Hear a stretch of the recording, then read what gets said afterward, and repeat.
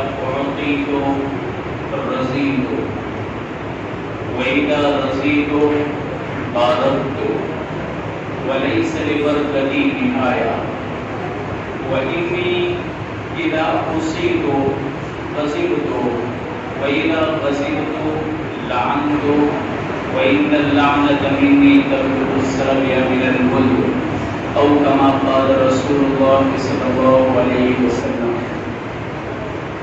میرے محترم بھائی اور بزرگوں،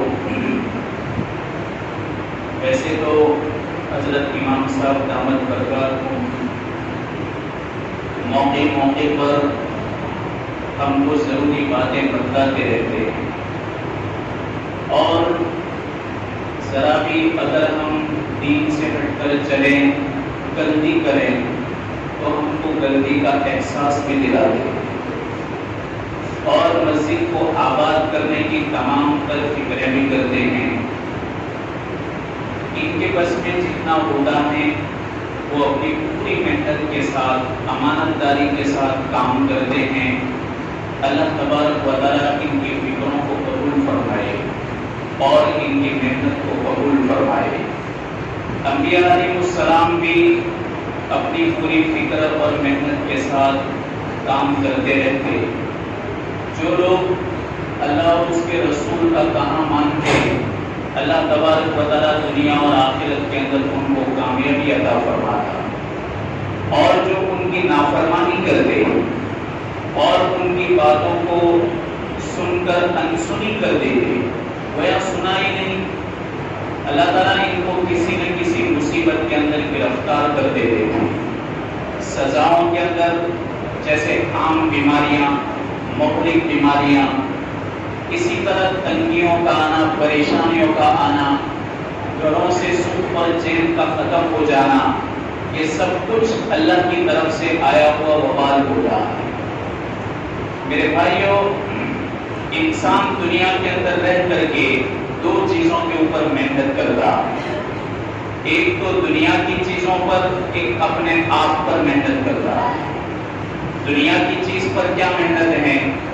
دنیا کی چیز پر کا مطلب کہ کبھی وہ دکان کو ترقی دینے کے لیے اپنی محنت اور اپنی عقل سے سب کچھ کرتا ہے کہ میرا کاروبار کس طرح بڑھ جائے، دکان میں گراہک زیادہ کس طرح آئے، اور لوگوں کے درمیان میں کس طرح مشہور ہو جاؤں، اور لوگ کس طریقے سے مجھ سے رابطے میں آئے، کانٹیکٹ میں آئے، اور کس طریقے سے میرا کاروبار اچھی طرح پورا اور پھل جائے۔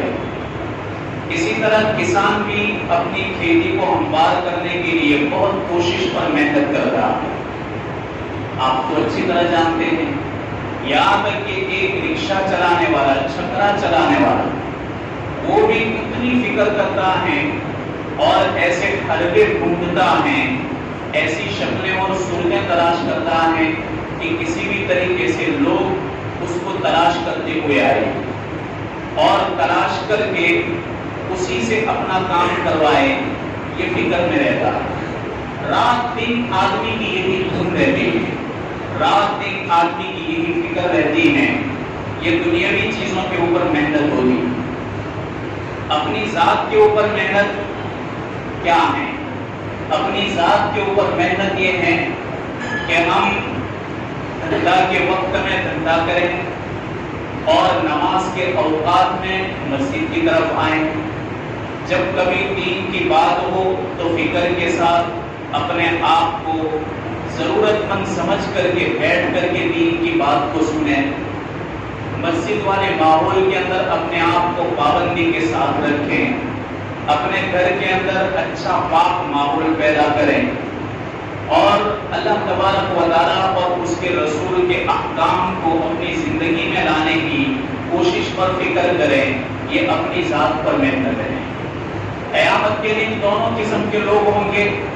ایک ٹولہ تو وہ ہوگا جنہوں نے دنیا پر محنت کی، رات دن کما کر کھا پی کر کے قبر کے حوالے ہو گئے، نہ توبہ کی توفیق ہوئی اور نہیں چھوٹی ہوئی نمازوں کو کبھی قضا کیا، ویسے ہی جانوروں کی طرح زندگی گزار لی اور مر کر کے دنیا سے رخصت ہو گئی۔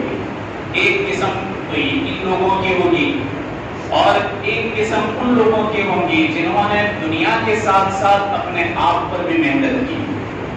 دنیا کے ساتھ ساتھ یعنی اپنے کاروبار کے ساتھ ساتھ اپنی ذات کے اوپر بھی محنت کی. کل قیامت کے دن اللہ تعالیٰ ان کو کامیابی کا راستہ بتائے گا. تو یہ لوگ پچھتائیں گے جنہوں نے صرف دنیا پر محنت کی اور دنیا سے رخصت ہو گئے. کتنے لوگ مر گئے. کورونا وائرس آیا تو وائرس کے نیچے کتنے دب کر مر گئے. جوان لڑکے لگتا ہی نہیں تھا کہ مریں گے. لگتا تھا ابھی تو اور 50 سال یہ لوگ زندہ رہیں گے. ایسی محنتیں کرنے والے اور دنیا کو منٹوں کے اندر کمانے والے اور دنیا کا پلیٹ فارم اچھا سے اچھا بنانے والے فکر کے ساتھ محنت کے ساتھ کاروبار کو سجایا بسایا آباد کیا. اور آگے بھی ان کے بہت بڑے بڑے منصوبے تھے کہ ہم اور بھی دھکا دیں گے اور بھی ترقی کریں گے اور ترقی کرتے کرتے ہمارا نام ہو جائے گا. اللہ نے ہلکے وائرس کے اندر ان کو ملوث کر دیا. 3-4 دن کے اندر بیمار ہوئے اور دنیا سے رخصت ہو گئے. کیا لے کر گئے؟ سب کچھ چھوڑ کے دنیا سے رخصت ہو گئے. انہوں نے کبھی سوچا بھی نہیں تھا کہ ہم اس بیماری کے اندر مبتلا ہوں گے اور یہ بیماری ہمارا پیچھا کرے گی اور اس بیماری کے اندر ہم مریں گے. کبھی ان کے گمان میں بھی نہیں آیا. کتنے ایسے جوان لڑکے جو اعلیٰ قسم کی ڈگریوں کے لیے رات دن محنت کرتے تھے.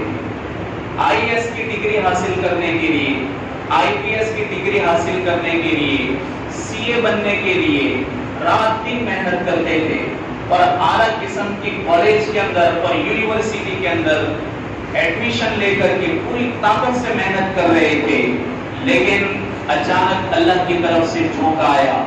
اعلیٰ قسم کے مارکس لانے والے, اعلیٰ قسم کا ریزلٹ لانے والے اچانک اس بیماری کے اندر مبتلا ہوئے اور سب کچھ جو بھی پروگرام بنایا تھا پانی پھر گیا اور خالی ہاتھ دنیا سے رخصت ہو گئی.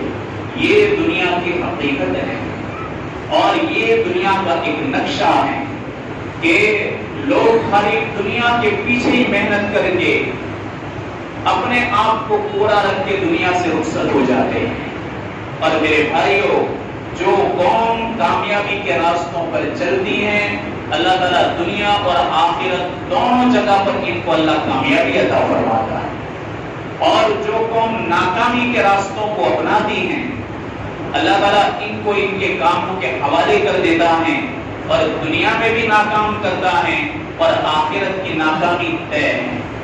حضرت مولانا یوسف رحمۃ اللہ علیہ اکثر فرمایا کرتے کہ یہ یہود اور نصارہ کن کی اولاد ہے؟ نبیوں کی اولاد ہے. ہزاروں نبی ان میں آئے, ہزاروں نبی. لیکن جب وہ ناکامی کے راستے پر چلے, نبیوں کی اولاد ہونے کے باوجود اللہ نے ان کو ناکام کر دیا. اور صحابہ اکرام کن کی اولاد تھی؟ صحابہ اکرام بت پرستوں کے گھر میں پیدا ہوئے, مورتیوں کی پوجا کرنے والے اور درخت کے سامنے اپنا سر ٹیک دینے والے, ہر کنکر کو خدا سمجھنے والے اور ہر جانور کو خدا سمجھنے والے اور ہر پتھر کو برکت والا سمجھنے والے, ایسے لوگوں کے گھرانوں کے اندر پیدا ہوئے. لیکن نبی کریم صلی اللہ علیہ وسلم کے لائے ہوئے دین پر چلے, یعنی کامیابی کے راستوں پر چلے. اللہ تعالیٰ نے پوری دنیا ان کے حوالے کر دی. پوری دنیا کے اندر سب سے زیادہ جاہل عرب کون سمجھی جاتی تھی اس زمانے کے اندر؟ ان کو لکھنا بھی نہیں آتا تھا, پڑھنا بھی نہیں آتا تھا, ایک دم امی قوم تھی, ان پڑھ قوم تھی. لیکن دنیا کو طریقہ بتایا کہ دنیا کس طریقے سے چلائی جاتی ہے, حکومتیں کس طرح کی جاتی ہیں, ملکوں کو آباد کس طرح کیا جاتا ہے, قوموں کو اجاگر اور قوموں کی صلاحیت کو کیسے بیدار کیا جاتا ہے.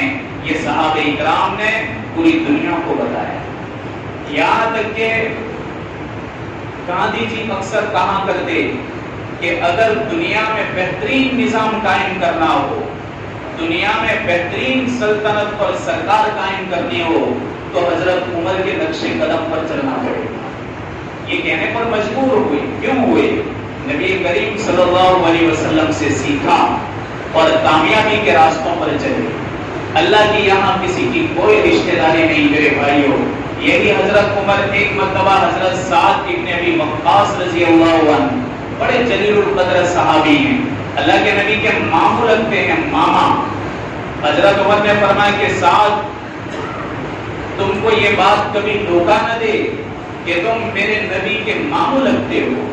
تمہارے دل میں کبھی یہ بات نہ آ جائے کہ میں اللہ کے حبیب کا ماما لگتا ہوں. تو ماما ہوتا ہے, بھانجا ہوتا ہے, چچا تو ایک اس کا مقام ہوتا ہے, بھتیجا تو اس کا ایک الگ مقام ہوتا ہے.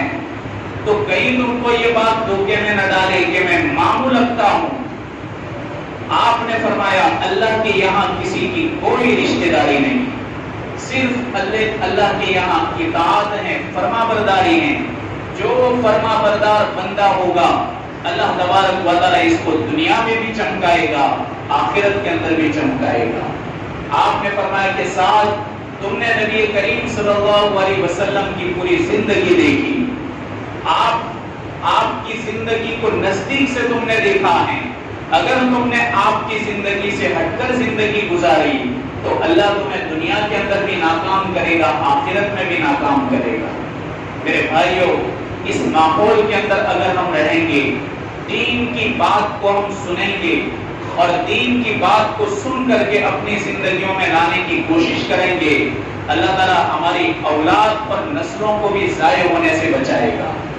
ورنہ یہی اولاد ہماری اللہ تبارک و تعالیٰ پر سے بھروسہ ہٹا دے گی اور طریقے اختیار کرے گی اور دوسروں کے اوپر بھروسہ کرے گی. کہیں بیماریاں آئیں گی تو ان کو اللہ نظر نہیں آئے گا, مصیبتیں آئیں گی اللہ کی طرف توجہ نہیں جائے گی, ان کی توجہ غیروں کی طرف جائے گی, ان کی توجہ غیر اللہ کی طرف جائے گی, ایک اللہ کی طرف ان کی نظر نہیں جائے گی. اگر اس مسجد والے ماحول سے ہم نے اپنے آپ کو دور رکھا اور ہماری نسل کو دور رکھا, اس لیے میرے بھائیوں ہم بڑوں کی ذمہ داری ہے کہ ہم پوری ذمہ داری کے ساتھ اپنی ذات سے لے کر کے, اپنی اولاد سے لے کر کے, اپنی بیٹیاں, اپنی بیوی, تمام کے دین کی ہم فکر کریں, ہر ایک کے دین کی فکر کریں. ان نسل کو تم مسجد تک لا کے چھوڑ جاؤں گے, دنیا سے رخصت ہو جاؤں گے, قیامت کے دن اللہ تمہاری پوچھ نہیں کرے گا. اور اگر تم اس نسل کو ویسے ہی مسجد سے دور رکھ کر چلے گئے اور ان کو مسجد کا راستہ نہیں بتلایا, ان کو دین کی سمجھ پیدا نہیں کی اور فکر کے ساتھ ان میں کیسے دین آئے, یہ کیسے قرآن کو سیکھیں, نبی کریم صلی اللہ علیہ وسلم کو پہچانے, اپنے نبی کو پہچانے اور قرآن کو سیکھ کر کے, دینی باتوں کو سیکھ کر کے اس کے مطابق زندگی گزاریں, نماز کو سیکھیں, روزے کو سیکھیں. اگر یہ مدرسہ سے بھی دور ہو گئے اور مسجد سے بھی دور ہو گئے, میرے بھائیوں آپ کی آنے والی نسلیں آپ کو کبھی معاف نہیں کریں گی. اور یہ سارا وبال ان لوگوں کے اوپر ہوگا کہ جنہوں نے اپنی نسل کی صحیح تربیت نہیں کی اور صحیح راہ نہیں بتلائی. اس لیے بہت ضروری ہے کہ ایک آدمی کو اللہ نے اپنے گھر کا ذمہ دار بنایا, اپنی بیوی کے حق میں, بچوں کے حق میں اور اپنے معصوم بچوں کے حق میں, جوان بیٹوں کے حق میں ایک ذمہ دار ہے اور اس ذمہ داری سے ہم بھاگ نہیں سکتے. اتنی بڑی ذمہ داری ہے, قیامت کے دن اللہ پوچھ کرے گا اور اگر ہمارے قدم وہیں ٹھہر گئے میرے بھائیوں ملنا مشکل ہو جائے گا اور اللہ حفاظت کرے ہمارے حق میں کہیں جہنم کا فیصلہ ہو جائے گا. اللہ کی یہاں وہی لوگ قدر پاتے ہیں کہ جو اپنے آپ کو ایک ذمہ دار سمجھ کر کے اور اپنے آپ کو اللہ کے حبیب کا امتی سمجھ کر کے اطاعت والی زندگی گزارے گا, وہی اللہ کے یہاں سب سے بڑا معزز ہوتا ہے. آپ کو ایک صحابی کا مختصر واقعہ بتاؤں. حضرت ظاہر بن حزام الاشجعی رضی اللہ عنہ, کالے کروٹے صحابی, یہ ہونٹ بڑا, ناک بھی ان کی بہت بڑی تھی, اور حبشی نسل کے، ویسٹ انڈیز کے نہیں ہوتے، وہ نسل کے تھے. یہ مدینہ سے باہر کچھ ان کی جگہ تھی، وہاں وہ سبزی اگاتے تھے.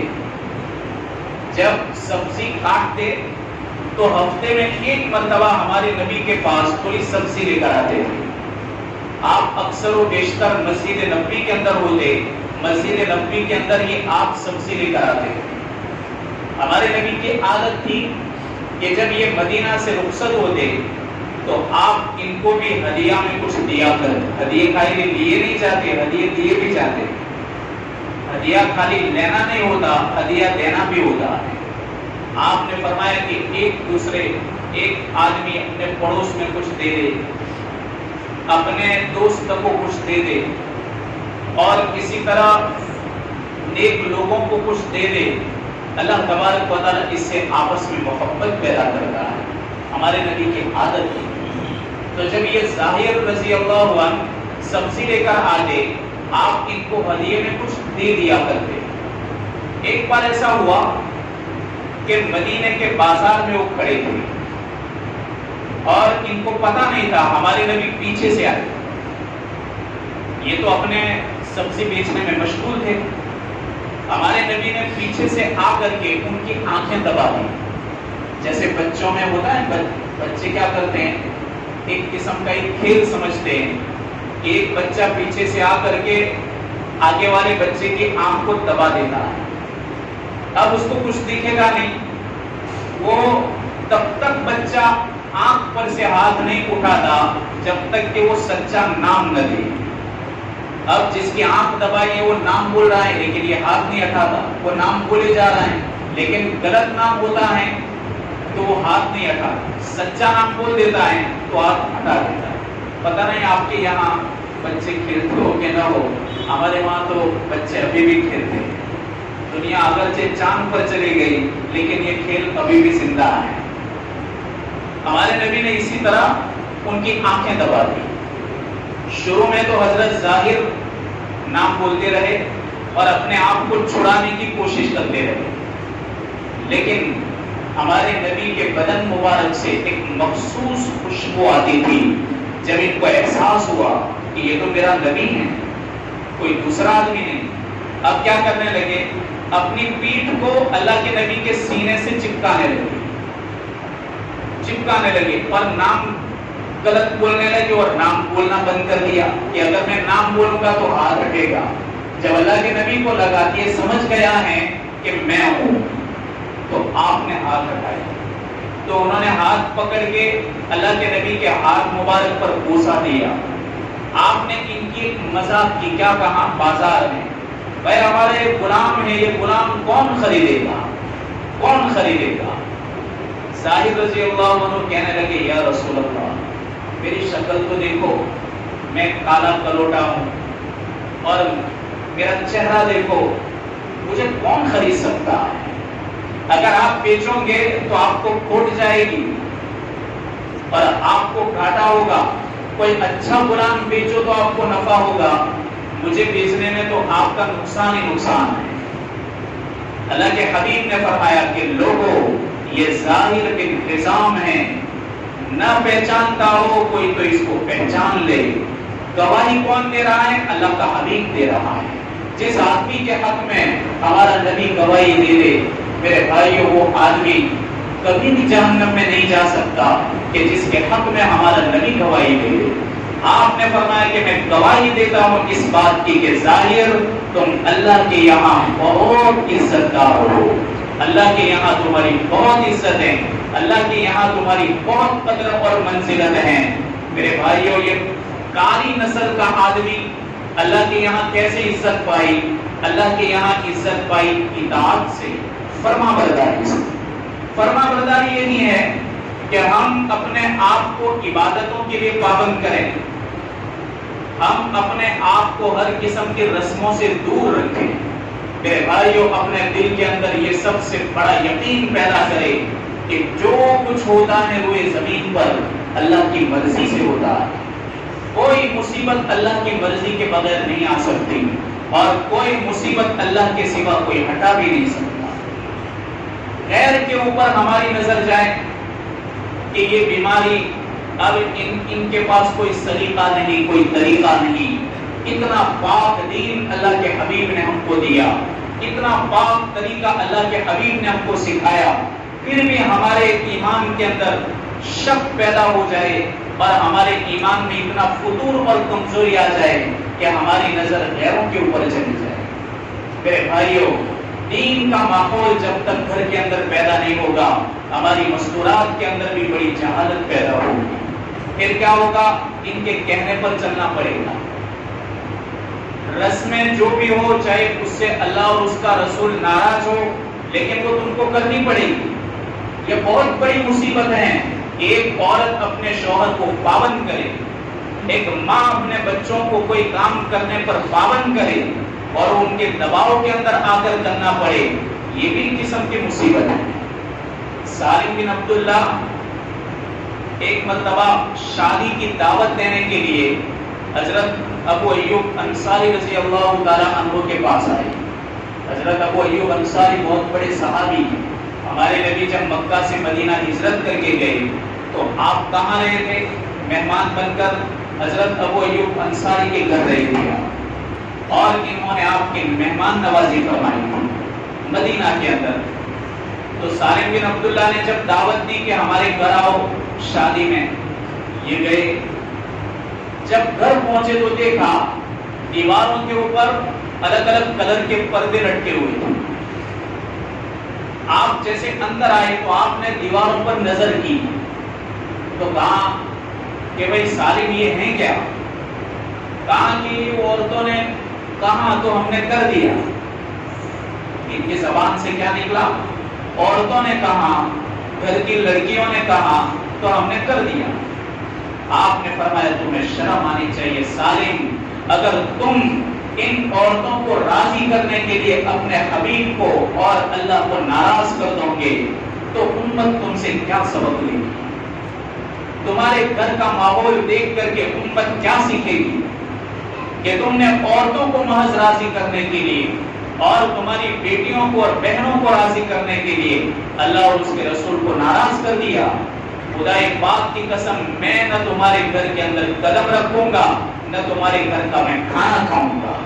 حضرت ابو ایوب انصاری فوراً ان کے گھر سے نکل گئے اور چلے گئے۔ میرے بھائیوں، آج ہماری برادری میں یہ بہت دیکھنے کو ملتا ہے، مرد کبھی مجبور ہوتا ہے، عورتوں کی دھن اور عورتوں کا ایک مزاج بن جاتا ہے کہ ہماری زندگی کو عورتیں اپنے مزاج کے تابع کرنا چاہتی ہیں۔ اب ان کے دماغ میں جو بھی آئے اپنی مرضی کے مطابق شوہر کو پابند کرے، تو میرے بھائیو یہ بھی مصیبت ہے۔ اس لیے بہت ضروری ہے کہ ہم دین کو سمجھیں۔ دین کہاں سمجھنے ملے گا؟ مسجد کے اندر ملے گا، مسجد میں۔ امام صاحب کو کبھی ہم دیکھتے ہیں چلاتے ہوئے دیکھتے ہیں، جیسے بڑے مدرسہ کے اندر ناظم صاحب ہوتے ہیں۔ اب ناظم صاحب چوکیداری کرتے ہیں، بچوں کو اٹھا کر کے جلدی وضو کرانا اور جلدی جلدی ٹائم ہونے سے پہلے ان کو صفوں کے اندر لانا، وہ بہت زور زور سے چلانا پڑتا ہے ان کو۔ تو کبھی امام صاحب کو دیکھا کہ لگتا ہے کہ کسی دارالعلوم میں بیچارے محنت کر رہے ہیں کہ جلدی ان کو بلا رہے ہیں، جلدی تیاری کروا رہے ہیں۔ جمعہ کے دن تو میرے بھائیو ایک ماحول بناؤ، ماحول ہونا چاہیے۔ آپ جلدی آؤ، سورہ کہف پڑھنے کے لیے بیٹھ جاؤ۔ دیکھو اب دجال کے فتنے شروع ہو رہے ہیں، ہم جیسے قیامت سے قریب جا رہے ہیں، اتنے زیادہ فتنے دنیا کے اندر دیکھنے ملے۔ ہم اپنے نبی کی زمانے سے دور ہوتے جا رہے ہیں اور قیامت کے قریب ہوتے جا رہے ہیں۔ ہر قسم کے فتنے ہمارے سامنے آئیں گے۔ یہ ہماری نسل کی تو اللہ حفاظت کرے، ان کی تو کیا بننے والی ہے۔ وہ تو کیسے بھیانک منظر دیکھنے والے ہیں اور کیسے بھیانک فتنوں کا سامنا ان کو کرنا پڑے گا۔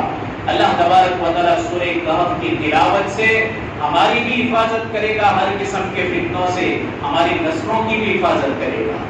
تو جلدی آ جانا چاہیے، اذان سے پہلے آنا چاہیے، سورہ کہف کی تلاوت کرنی چاہیے، ہمارے مستورات کو بھی پابند کرنا چاہیے، ہماری لڑکیوں کو کہ سورہ کہف کی تلاوت کریں جمعہ کے دن، چاہے جمعہ سے پہلے کریں، جمعہ کے بعد کریں، لیکن ہم تو مسجد میں جلدی آ جایا کریں۔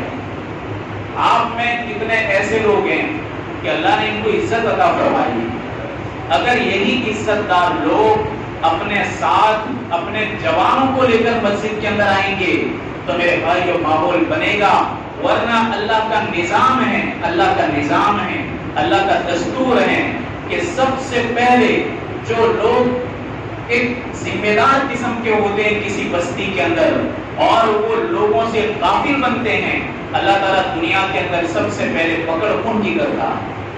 انبیاء علیہ السلام جو آتے ہیں، انبیاء علیہ السلام جب کسی بستی میں جاتے ہیں تو سب سے پہلے کن لوگوں کو بلاتے ہیں؟ ان کے بڑوں کو بلاتے ہیں، تاکہ یہ بڑے اگر ہاتھ میں آ گئے تو ان کے چھوٹے تو آپ و خواب آ جائیں گے، اور بڑوں نے اگر دین کو قبول کر لیا تو ان کا دیکھ کر کے جوان طبقہ تو یقیناً قبول کرنے والا ہے، ضرور قبول کرے گا۔ انبیاء علیہ السلام دو قسم کے لوگوں کو ٹارگٹ بناتے تھے، اور اللہ کا نظام بھی یہی رہتا کہ اگر وہ مان لیتے اللہ تعالیٰ ان کو خوشحالی عطا فرماتا، اور اگر وہ نہ مانتے تو دنیا بھی ان کے لیے اللہ تنگ کر دیتا تھا، اور آخرت کے اندر بھی میرے بھائیوں بہت بڑا عذاب آنے والا ہے۔ اس لیے ہم بہت غفلت میں ابھی بھی چل رہے ہیں، بہت غفلت میں چل رہے ہیں۔ پتہ نہیں مدرسے کا تو کیا ماحول ہے، چل رہا ہے مدرسے۔ اب مدرسے میں بھی توجہ دینی پڑے گی صاحب کہ ہمارے بچے آ کر کے دین سیکھیں، انشاءاللہ ایک اچھی سے اچھی نسل تیار ہوگی اور بہترین ماحول تیار ہوگا۔ بہت بھولے لوگ ہیں اس گاؤں کے اندر، بہت بھولے بھالے لوگ ہیں، اللہ نے نرم دل بنایا ہے اور ماننے کی صلاحیت دی ہے، قبول کرنے کی اللہ تعالیٰ نے صلاحیت دی ہے۔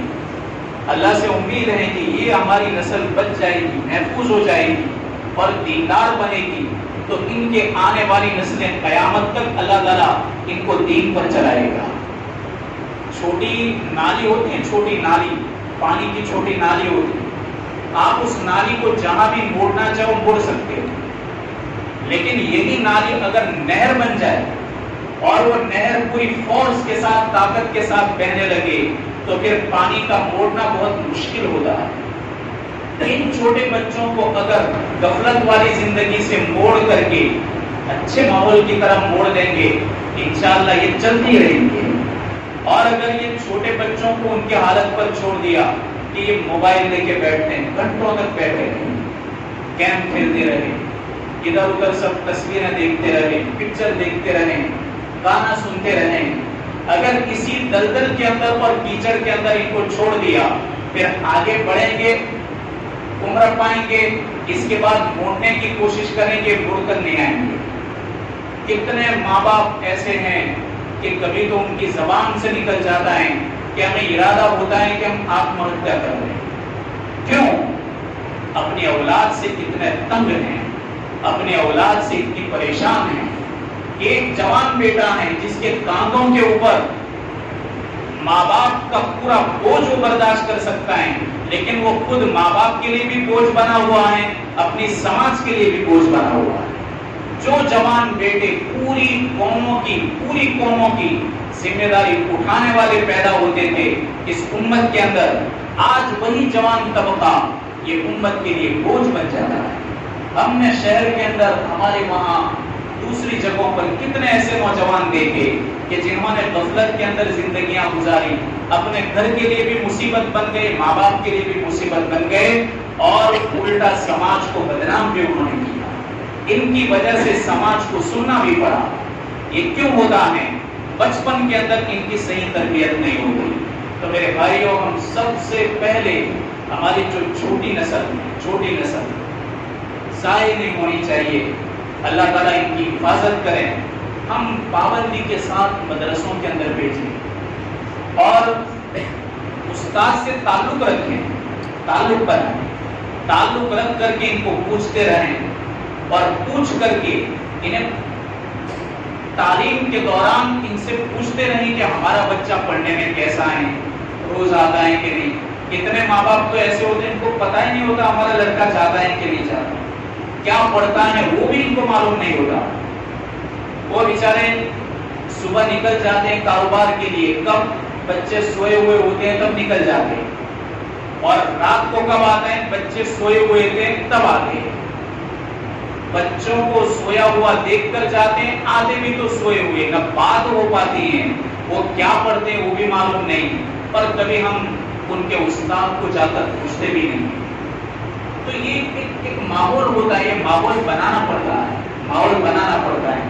میرے بھائیوں، اس دین کے لیے تو اللہ کے حبیب نے اپنی بیٹیوں کے گھروں کے اندر بیماریوں کو دیکھا، بھوک کو دیکھا، فقر کو دیکھا. اللہ کے نبی ایک مرتبہ حضرت علی کے گھر گئے، حضرت علی کے گھر گئے. آپ نے پوچھا کہ کہاں گئے میرے چھوٹے دو بچے حسن اور حسین؟ امام حسن امام حسین چھوٹے تھے. حضرت فاطمہ رضی اللہ تعالی عنہا نبی کریم صلی اللہ علیہ وسلم کی پیاری بیٹی ہے حضرت فاطمہ. حضرت فاطمہ نے فرمایا کہ یا رسول اللہ صلی اللہ علیہ وسلم، ہمارے گھر میں کھانے کے لیے کوئی چیز نہیں تھی، تو حضرت علی مزدوری کرنے کے لیے نکل گئے اور دونوں بچوں کو اپنے ساتھ لے کر گئے. اللہ کے نبی بے چین ہو گئے، ان کا چہرہ نہیں دیکھا، بے چین ہو گئے. آپ ادھر ادھر دوڑ رہے ہیں، دیکھ رہے ہیں یہودیوں کے باغات کے اندر جا رہے ہیں. ایک یہودی کے باغ کے پاس سے آپ گزرے تو آپ کیا دیکھتے؟ ایک چھوٹا سا حوض تھا، اس حوض کے اندر دونوں بچے کھیل رہے تھے، امام حسن اور امام حسین، اور ان کے سامنے کچھ کھجوریں پڑی ہوئی تھی. ہمارے نبی قریب آئے، دونوں کو اپنے سینے سے لگایا، پوچھا کہ ابا کہاں گئے؟ کہاں اس باغ کے اندر پانی پلا رہے؟ تو آپ باغ کے اندر گئے، حضرت علی کو بلایا. آپ نے پوچھا علی کیا مزدوری کر رہے ہو؟ کہا یا رسول اللہ کل بھی ہمارے گھر کے اندر کھانے کے لیے کوئی چیز نہیں تھی، آپ کی بیٹی فاطمہ بھوک کی وجہ سے پریشان تھی. یہ معصوم بچے کل کا پورا دن صرف پانی پی کر کے گزارا، پانی پی کر گزارا. دو کالی چیزوں کے علاوہ ہمارے گھر کچھ نہیں تھا، ایک تو 2-3 کھجوریں تھیں اور پانی تھا، اس کے علاوہ کچھ نہیں تھا. جب آج صبح سویرے ہم زیادہ بے چین ہو گئے تو ہم مزدوری کے لیے باہر نکل گئے. آپ نے فرمایا کس طرح مزدوری کر رہے ہو؟ تو حضرت علی نے کیا فرمایا؟ ایک ڈول کے بدلے ایک کھجور، ایک ڈول پوری کنویں سے پانی کی نکالتا ہوں اور میں کھجوروں کے درختوں کو پلاتا ہوں، باغ میں درختوں کو پلاتا ہوں، تب جا کر کے ایک کھجور ملتی ہے ایک ڈول کے بدلے. آپ کی آنکھ سے آنسو بہنے لگے کہ میرے رب یہ تیرے دین کی خاطر ہو رہا ہے، اس امت کے لیے ہو رہا ہے. گھر کے اندر فقر اور فاقے کی نوبت ہمارے دین اور ہمارے ایمان کی وجہ سے. آپ نے حضرت علی سے فرمایا کہ علی دھوپ سخت ہے، آدھا دن گزرنے کو ہے، تو چلو نے اگر تم کہو اگر کھجوریں تھوڑی جمع ہو گئی ہے تو ہم نکل جائیں. حضرت علی نے فرمایا کہ یا رسول اللہ میں نے 17 ڈول پلائی، صبح سے پلا رہا ہوں، دوپہر تک پلاتا رہا، 17 ڈول پانی کی پلائی، 17 کھجوریں جمع ہوئی ہیں، بس اتنی میرے اور آپ کی بیٹی حضرت فاطمہ کے لیے کافی ہو جائے گی. آپ نے کیا فرمایا کہ علی ایک لڑکے کو تم اپنے کندھے پر بٹھا لو، ایک لڑکے کو میں اپنے کندھے پر بٹھا دیتا ہوں. سرور کائنات چلچلاتی دھوپ کے اندر امام حسن کو اپنے کاندھے کے اوپر بٹھا کر کے گھر کی طرف جا رہے ہیں. حضرت علی تھکا ہوا آدمی چلچلاتی دھوپ کے اندر اپنے بیٹے کو کاندھے پر رکھ کر گھر کی طرف جاتے ہیں. یہ کتنے قیمتی لوگ ہیں میرے بھائیوں. یہ سارا فقر ہمارے لیے تھا، ساری تکلیفیں ہمارے لیے تھی، اور ہم ہیں کہ پورا دن دنیا کے لیے، پورا دن دنیا کے لیے. ہمیں اتنی فرصت نہیں ملتی کہ ایک اللہ کا گھر ہے کہ ہمیں اسے آباد کرنا ہے. قیامت کے دن جب ہولناکیاں اور قیامت کا عذاب سامنے ہوگا میرے بھائیوں بڑا پچھتاوا آئے گا. اللہ کے گھر کو جو لوگ آباد کریں گے اللہ ان کی نسلوں کو آباد کرے گا، اور اللہ کے گھر کو اگر ویران کر دیا تو پھر بستیاں ویران ہوتے ہوئے آپ نے دیکھی، آپ نے دیکھی منظر آپ کے سامنے ہے. اللہ تو کسی کا محتاج نہیں. اللہ تبارک و تعالیٰ اپنی مشیت سے جو ارادہ کرتا ہے وہ کر دیتا ہے. ہم اگر اس کے گھر کو آباد کریں گے اللہ ہماری نسلوں کو آباد کرے گا. تو میرے بھائیو جمعہ کے دن بھی پابندی سے جلدی آئیں، نمازوں کا اہتمام، فجر کے اندر بھی بہت ضروری ہے، فجر کی نماز اللہ کو بہت پسند ہے، فجر کے وقت تو فرشتے ہوتے ہیں مسجد کے اندر، اور فجر کے وقت اس دروازے کے اوپر رات کے فرشتے اور دن کے فرشتے جمع ہو جاتے ہیں۔ جو مسجد کے اندر فجر کے وقت آتا ہے تو فرشتوں کے ساتھ نماز پڑھتا ہے، فجر کے وقت اٹھ کر کے جو آدمی آتا ہے اپنی نیند کو قربان کر کے، اللہ تبارک و تعالیٰ اس کے لیے جنت کے اندر محل تعمیر کرتا ہے، محل بناتا ہے۔ ہر دن ہم نماز پڑھیں گے، اللہ ہماری جنت کو آباد کرے گا، اور اللہ تبارک و تعالیٰ دنیا کے اندر بھی سکھ اور چین والی زندگی عطا کرے گا، ساری پریشانیاں مصیبتیں دور کر دے گا، اور اللہ ہم کو دنیا کے اندر خوش اور خرم رکھے گا۔ یہ چند باتیں ہیں میرے بھائیوں، دل پر لینی، دل پر لینی۔ ذمہ دار قسم کے لوگ ہیں، اپنی پوری ذمہ داری کا احساس ہونا چاہیے دل میں کہ میں اگر اس بستی کے اندر، اس سماج کے اندر لوگ اس کو تھوڑا بھی عزت دار سمجھتے ہیں تو اتنی بڑی میری ذمہ داری بھی آتی ہے۔ جتنا آدمی جتنا معزز ہوگا اتنی بڑی ذمہ داری بھی اس کے کندھوں پر ہوگی۔ اور یہاں کے جوانوں میں ایک جماعت ہونی چاہیے، جوانوں کی۔ دیکھو بوڑھوں کو تو معلوم ہے کہ اب ہمارے دن پورے ہونے والے، وہ تو اخیر میں پھر بھی کہاں آئیں گے، مسجد کے کونے میں آنے والے ہیں۔ اللہ کو جوانوں کی عبادت بہت پسند ہے، بہت پسند ہے۔ بوڑھا آدمی 100 رکعت پڑھے اور جوان 2 پڑھے، اللہ تعالیٰ کو جوانی کی عبادت بہت پسند ہے۔ ایک ایسی جماعت ہو 5-10 نوجوانوں کی، وہ امام صاحب کی ماتحتی میں رہ کر کے، ان کی ماتحتی میں رہ کر کے کام کریں گے، اللہ تبارک و تعالیٰ آپ کی محنتوں کو ضائع نہیں کرے گا۔ جس قوم کا نوجوان بیدار ہوتا ہے وہ قوم ہمیشہ بیدار رہتی ہے، اور جس قوم کا نوجوان سو جاتا ہے وہ قوم پھر غفلت کی راہ پر چلی جاتی ہے۔ تو ہم نے تو ہر جگہ دیکھا، ہمارے وہاں بھی دیکھا کہ جوان بچے اپنی صلاحیت کے مطابق علماء کے ماتحتی میں رہ کر کے اچھے سے اچھے کام کر رہے ہیں، بہت اچھے کام کر رہے ہیں۔ اور یہاں تو اتنی زیادہ کوئی ہمارا اتنا بڑا سماج بھی نہیں آ رہا۔